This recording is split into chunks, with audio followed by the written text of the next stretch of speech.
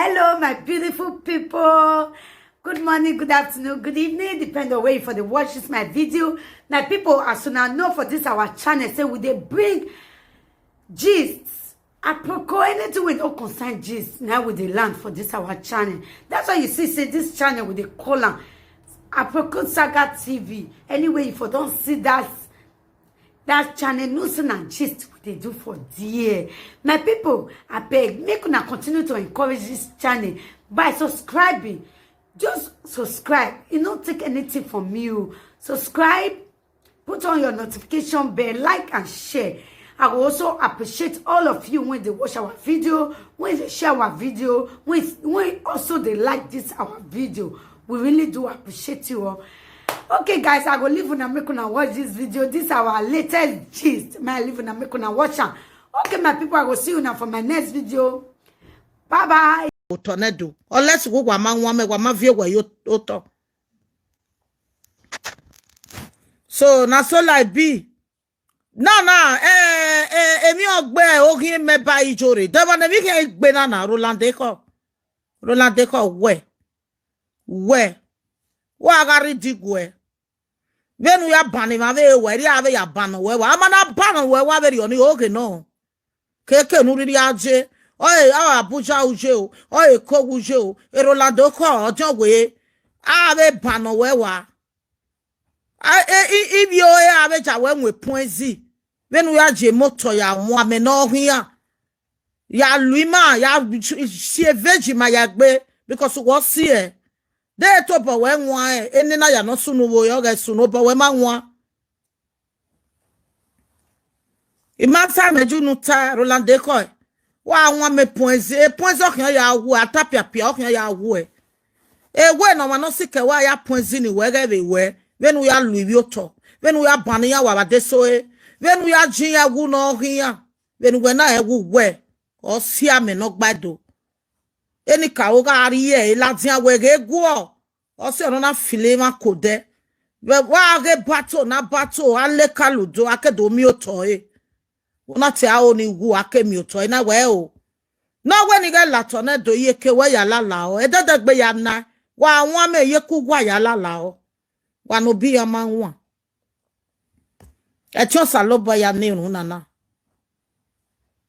O dolebo, o riavo, o yo tornado, o dolebo, o si o tornado. Esa gyom eromo bo. Na ya be wike panye doni da mamu me ye police station one day. Imakawa moka one day. Roland Deko na we ni hendo jine ya ke position ge Roland Deko. Gewe, mabugwa na gi ogyoba. Gewe. Emini atalele we my music video. It only be me ba me because any na ka keni me ata. E wina give away me gi running. Because God really fights for me. God really puts my enemy to shame. Roland Deko ga ime we ya nwa me wa pay me millions. Okay, no pay pa. Roland Deko e pa pay go. Millions of millions who are pay. It must some junuta. Organ where ya many without umateke permission Obama. Ume right. Igor Rere or waka can one a social media president.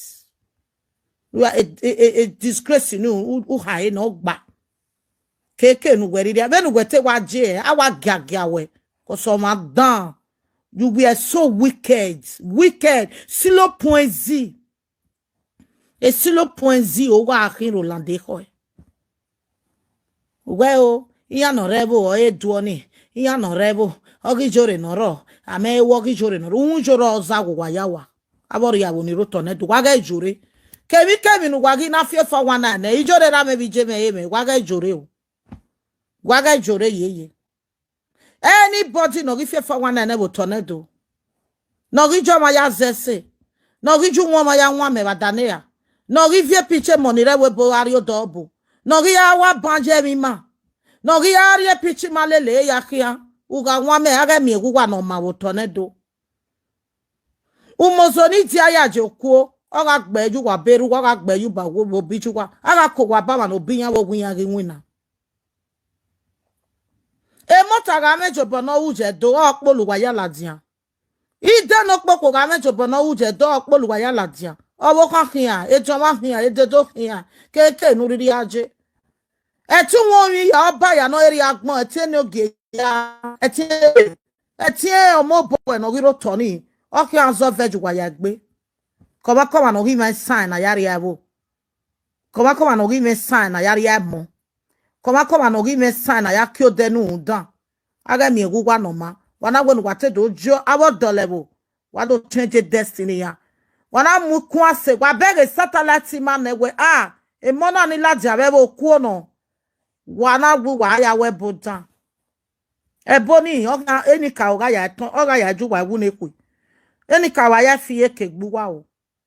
O pe ari no ko gino no gi beri ya be webo. No gi re piche mojo wa be webo. Agbagui ya ave seto.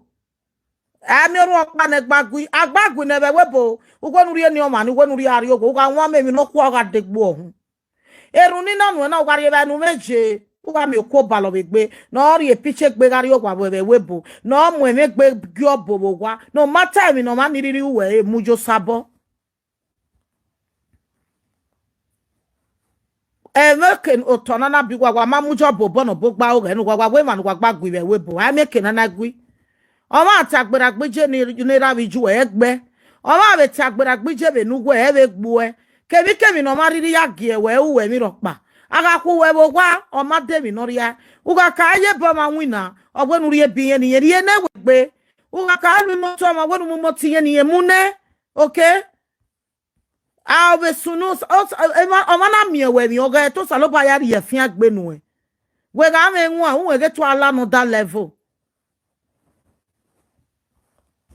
eruma ya wa na ona ese na zo ona wa ya gbe kita ya dane ya eru wa ya wa na wa ga neru ko so wa nu wa kede ga mose gbe ri oku wa bi si o wa nu wa kede na ki gbigban egbe ri oku wa bi si Ori abo no regbera no regbije oga nwa mege begukpo no de abori abo ni risi abori abo ni rotonedo wage begukpo no de waya ko me bise yeruna waga nwa me wage begukpo no de ori abo no mo gwere kie ori abo no obi omo na dabie ori abo no vinu ko sisi je magbe aga mi egugwa no ma o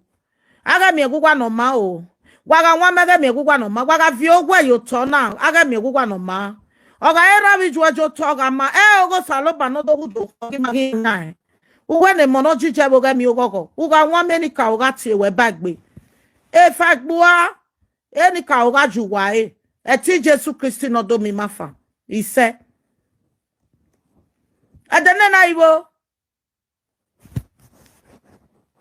na iwo eni no gi me Ogi obana oge roland eko o wana we ne wadu atijore ijabuwa if so ya tebe hinuwa oladeko no be lugu pa no si awa labo no do si enemi ya na ligiwa amagi me no igwa yona because egbe wo wa ya wije so abi yana emi ya oga bo maka egbe mi sunu ina atena we mi sunu wana wetibata na we mi sunu something is going on emi sunu na gi yoga bo amage no gbu weken yo me lu weken amage ne bo ero akara yo be ri aiwa yo be degboze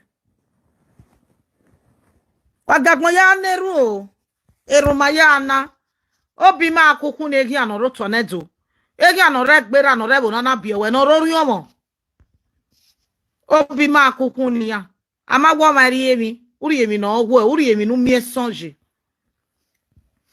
o kana re Europe keke no riri aje obalo no si egbibe mo mana laja no do come era la do ko uladia do confess uladia udo imi manu ya nwame if no so egbe okowe okigi ogwawe ogogo egwe we be dagbon we roland ko kugwe ke family we e mo ya fefefe nu ya lulame e mo ya nu ya do ekina position we wa ladian wa ridigwe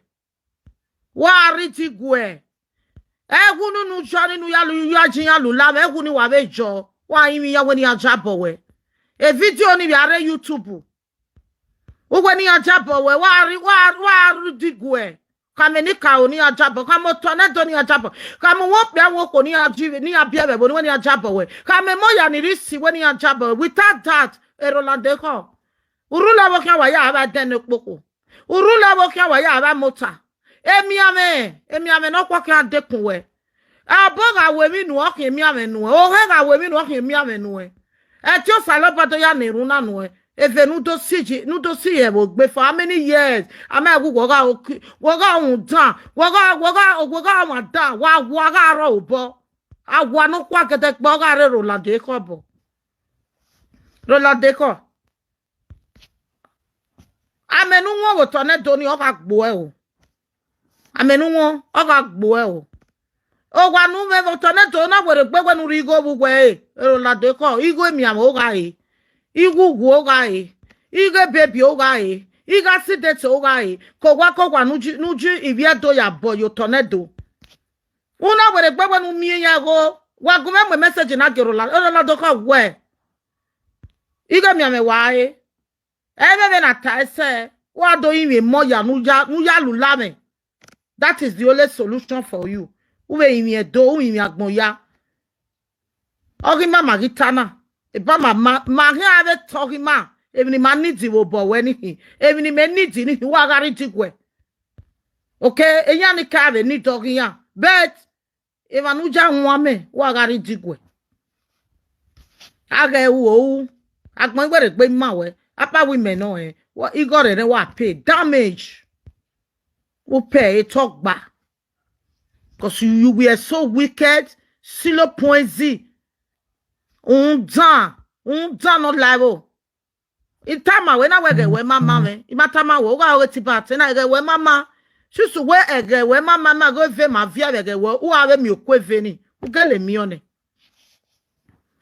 Who get me on? Na ya bi mera wo to me mi oru opa na ewe eri oden we abere wo salo bo apologbe cause wa ya gba me na e wa ya sobo be kwa ma no makeke cause wo sietin ya we awara obo wo mana yin ya na wa mi o e wori emi nu ji eke ko ni o fi eke gbo e emi nu mo tinya ni o kan fi eke gbo e emi nu mori onya o kan fi eke gbo e oga o pe akpe nu we no mana temata ma wo pe ani ga won mo lowe lawe oga okwo pe nu we no ko ni mana nwa me oga nwa mo lowe lawe koma no gi jawe yeke Roland deko no gi gwe ami mi uwe ye okuta gwegbe no vekere o saloba be ni kawo ki atie mani laimi o saloba ni tutie bogwe o ta ohun dia ni yesi gi o ki atie mani laimi koma no gi ebo no ya ahia no gi vini ukun da yo wegbe ukun na ya teme no se ukun ya mu mani ke ni aro totowe o saloba me o disgrace wa ya Mori gogo se o si eni na wa relax wa se na iwa jiwe wa ti e bojori e wo Roland deko na biti yan be izobo ma bebe life we utete na gabi gugwa ha ebi na wugwa ya ma wi jore e ma nu wa ya nwa me ni le gabe ni kin ono na from the house direct from the king aya ku wala dia ebi na wi ya ni nwa me it's not from the king ma bebe me no saloba ya we mi ye it's not from the king. It's from the wicked people, the destroyer of Edo Kingdom. The witches and wizards. The evil ones. They wanted to turn the good to bad. They wanted to turn on that level to Oriawo. God will destroy all of them. Our ancestors will never forgive all of them. Because we no masunu do wa do murebe guwa. Amana gbota jo ibi wan wa bi eyan very ebuku. Iya wo mi ke ajin ya kun oba wa magwa lo to ewe gugu etin ugu jeze ugo bi ezokin o magwa lo to o mami ototo ewe o ona mi no sunu gi oga ba wa ga ko wa gwa lore o wana akodukun gwa lo wana ko e gwa lo wana ka we bo gwa lo shame of all of na abu wa no gwa obo abu wa no gwa ohe abu wa no wa tin wa van abu wa no gwa kwakwa ebo no wa shame all of na be zero Shame on lofuna. Kenira webo keniro wa no gwa obo wa ohe. Shame on lofuna. We no gwa bege. Oge money ra webo pa wa bege. Wa bege mi no ya wu wa. Wa bege kenezeke lugu pa webo na biwa. So pe money ra webo. Ah, my mama, my no we bogi wa wo pope. They no gi pope wu wa. Wa ma bege mi no pope wu wa.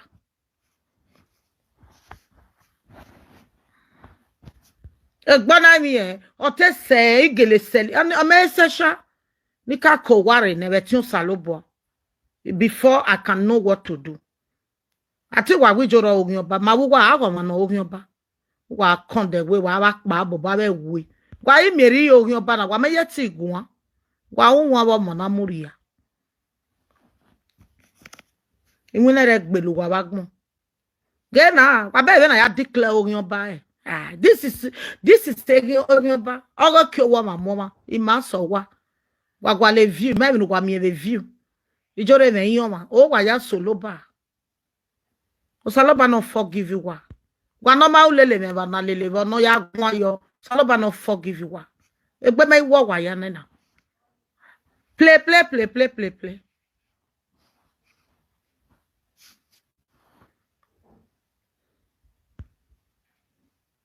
O saloba we say wa gun me gogo. O saloba we say glory be to the Almighty God. O wa te we ben wa ya boezo. Eri ancestors ya boezo. It's a lie oh. It's a lie. Ebonye ku. When me tijo wo ma mo ma ya bonye gbe me. But our ancestors will not lie. Ancestors your my no ga my no ga. Wa fi don polo we la dia. E ko we ma won polo we la dia. Especially we no na iwa aje da do ga na nerun wo wa. Wo isie ni na baba buimare ni ka wa buimare ona gi yoga bo. Ama ge roland e ko yan wa ro toto yi. Yen o bo ekelu pa. Yon vie bo la dia, yon be vie bo ni be la wo wa. Yon emi no ri ujo. Ake wa we ti e bo roland e ko kan e. Ori ya wo yon kan e.